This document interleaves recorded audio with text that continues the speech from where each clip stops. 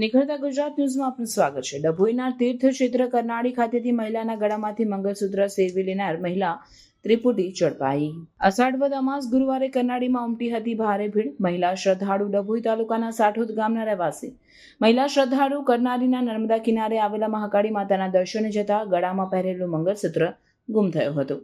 મહિલા શ્રદ્ધાળુ જ્યોત્સનાબેન પાટણવાડિયા અને પતિ લલિતચંદ્રએ મંદિરમાં શોધખોળ કરી છતાં મંગળસૂત્રનો પત્તો લાગ્યો ન હતો, જેથી ચાંદોદ પોલીસ સ્ટેશનમાં ફરિયાદ આપી હતી.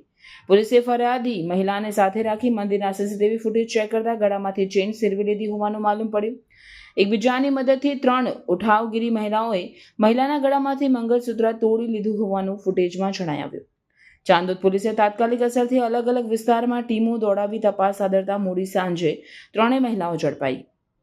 મહિલાઓની પૂછપરછ કરતા તેઓ સુરત રેલવે સ્ટેશન વિસ્તારમાં રહેતી રાઘા રાવળ, રૂખી રાવળ અને સીતા રાવળ હોવાની વિગત બહાર આવી.